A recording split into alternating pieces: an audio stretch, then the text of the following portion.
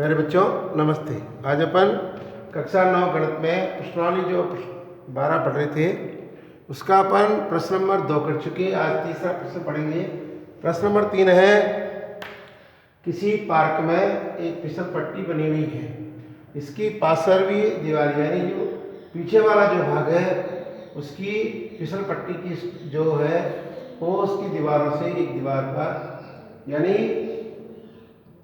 Park में एक फिसल पट्टी है जिसकी पार्श्व दीवारों में से एक दीवार पर किसी रंग से पेंट किया गया है। इस पार्क पर हरा भरा यानी ये हरा भरा साफ रखिए ऐसा लिखा हुआ है। इस दीवार की अपने को भुजाओं की नाप जो है विमाएं, इस दीवार की विमाएं 15 मीटर, 11 मीटर और 6 मीटर है। यानी जो पट्टी अपने को नजर आ रही है पार्क में किसी दीवार पर इसको बनाया गया है और ये त्रिभुजाकार पट्टी है। तो इस पर ऐसा लिखा हुआ है यानी पार्क के लिए पार्क को हरा भरा रखना है और साफ रखिए ऐसा लिखा हुआ है। तो इस दीवार की जो विमाएं है वो 15 मीटर, 11 मीटर और 6 मीटर। तो अपने को प्रश्न पूछा है तो रंग से पेंट हुई बाग का क्षेत्रफल ज्ञात करो। तो अपन किसी भी आकृति का क्षेत्रफल ज्ञात करते हैं तो पहले उस आकृति का अपने को क्षेत्रफल ज्ञात करना पड़ेगा। कुल मिलाकर प्रश्न तो अपना है पेंट हुए बाग का क्षेत्रफल ज्ञात करो। तो इससे पहले इस आकृति को पढ़ना पड़ता है कि कौन सी आकृति है। तो अपन देख रहे हैं ये एक त्रिभुज के आकार की आकृति है। इसमें भी त्रिभुज भी अपने 3 प्रकार से है जो अपन पृथ्वी में पढ़ चुके। जिस त्रिभुज का एक कोण समकोण होता है वह समकोण त्रिभुज कहलाता है। दूसरा उसका जो सूत्र होता है वो होता है 1/2000 गुणा ऊंचाई। इसके बाद अपन ने भुजाओं के आधार पर त्रिभुजों का वर्गीकरण पढ़ा था। उसमें था समबाहु त्रिभुज यानी वह त्रिभुज जिसकी तीनों भुजें समान आपकी हो, समबाहु त्रिभुज कहलाता है। तो उसका जो सूत्र अपन पढ़े थे वो था 3/4 ए स्क्वायर यानी। दूसरा संधिबाहु त्रिभुज का अलग होता है। प्रश्न नंबर 2 में भी विषमबाहु त्रिभुज जो था और प्रश्न नंबर 3 में भी ये जो त्रिभुज है यानी ये रंगीन त्रिभुजाकार जो दीवार है उस पर पट्टी बनी हुई है वो त्रिभुजाकार है। तो इसमें अपन पीरोन का सूत्र का उपयोग करेंगे। तो अपन लिख सकते हैं रंगीन त्रिभुजाकार दीवारों की भुजाएं। अपने को ये जो संकेत दे रखा है ये त्रिभुज का है और ये रंगीन त्रिभुजाकार अपन लिख सकते हैं रंगीन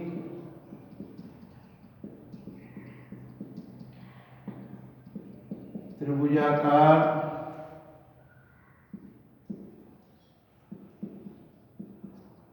दीवार की भुजाएं यानी भुजाओं की नाप जो है वो अपन इसको विमा भी लिख सकते हैं। जो फिसल पट्टी बनी हुई है ये फिसल पट्टी है। इस पर त्रिभुज के आकार की जो ये यानी दीवार पर रंग कलर किया हुआ है इस क्षेत्र का इस आकृति का यानी त्रिभुजाकार आकृति का जो कलर पेंट किया हुआ भाग है उसका अपने को क्षेत्रफल ज्ञात करना है। तो इसके लिए अपन क्या लिख सकते हैं रंगीन त्रिभुजाकार दीवार की भुजाएं, या इसको अपने प्रश्न में विमा दे रखा है तो विमा से भी तात्पर्य इसकी भुजा होती है तो वह है 15 मीटर, इसको अपन ई मान सकते हैं। दूसरा 6 मीटर है, इसको अपन बी मान सकते हैं। और तीसरी जो 11 मीटर है इसको अपन सी मान सकते हैं। तो अपन कोई भी आकृति होती है उसका क्षेत्रफल ज्ञात करने के लिए पहले उस आकृति का अपन परिमाप ज्ञात करते हैं। तो अपन लिख सकते हैं रंगीन त्रिभुजाकार दीवार का परिमाप। तो त्रिभुज है इसलिए कोई भी आकृति उसका परिमाप से तात्पर्य होता है सभी भुजाओं का योग। इसमें परिमाप जो ज्ञात करेंगे वो आएगा अपना a plus b plus c यानी तीनों भुजाओं का योग। तो a का अपन मान माने 15 प्लस b 6 और c अपनी 11 और ये सब मीटर में है। तो 15 6 21 और एक 22 से 10 32 तो कितना आ गया 32 मीटर। इस त्रिभुजाकार जो दीवार है उसका अपना परिमाप आया 32 मीटर। हीरोन के सूत्र में जब अपन परिमाप ज्ञात कर ले तो उसमें एस जो होता है वो होता है अर्ध परिमाप। तो अर्ध परिमाप की आवश्यकता पड़ती है, तो अपन लिखेंगे त्रिभुजाकार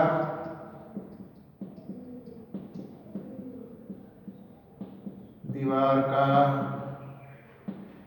अर्ध परिमाप।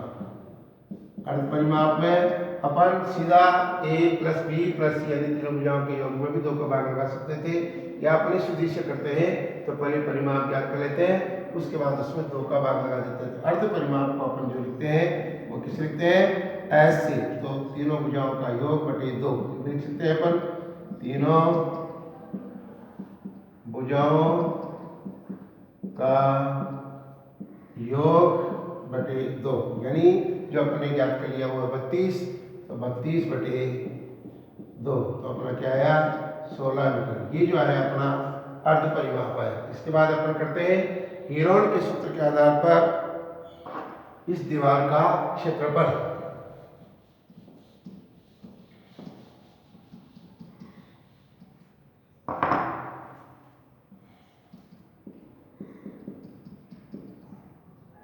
हीरोन के सूत्र द्वारा त्रिभुजाकार दीवार का क्षेत्रफल। हीरोन के सूत्र द्वारा त्रिभुजाकार दीवार का क्षेत्रफल जो होता है वो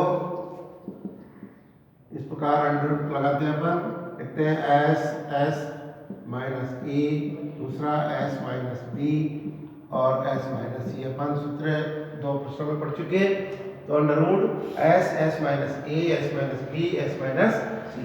ए का मतलब पहली भुजा, बी का मतलब दूसरी भुजा और सी का तात्पर्य तीसरी भुजा। तो यहाँ पर ये अपने 15 मीटर है तो अपन लिख सकते हैं, और एस का जो मान आया था वह था अपना 16, तो लिखेंगे 16 माइनस 15। दूसरा एस माइनस बी का अर्थ है एस का मान है 16 और बी का अर्थ है 6, और 16 माइनस 11। इसके बाद फिर अंडर रूट लगा देते हैं, 16 ऐसे लिखते हैं, 16 में से 15 घटाएंगे। सबसे पहले कोष्टक करते हैं, तो कोष्टकों में पहला कोष्टक 16 माइनस 15 है, जिसका अर्थ आया 1। इसके बाद दूसरा कोष्टक है 16 माइनस 6, तो यह घटाएंगे तो आता है 10, और 16 में से 11 घटाएं तो आते हैं 5।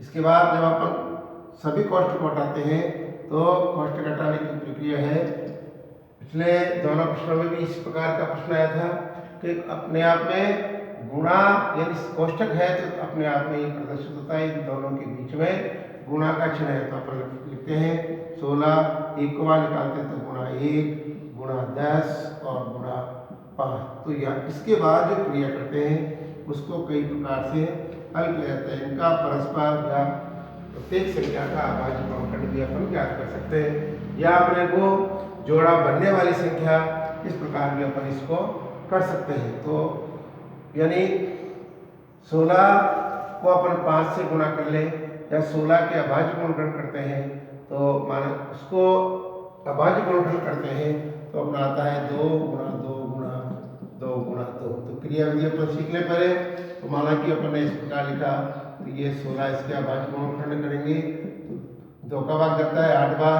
फिर 2 का भाग इसमें गया 4 बार, फिर 2 का भाग, इस प्रकार अपन क्रिया कर सकते हैं। क्रिया लिख सकते हैं 16 के जो अभाज्य गुणनखंड है 2 गुणा 2 गुणा 2, 2 दूनी 4, 4 गुना 8, 8 दूनी 16। इसके बाद यहाँ संख्या आ रही है 10, तो 10 के अपन अभाज्य गुणनखंड जानते हैं 2 गुणा 5, यानी इस प्रकार अपन क्रिया भी कर सकते हैं।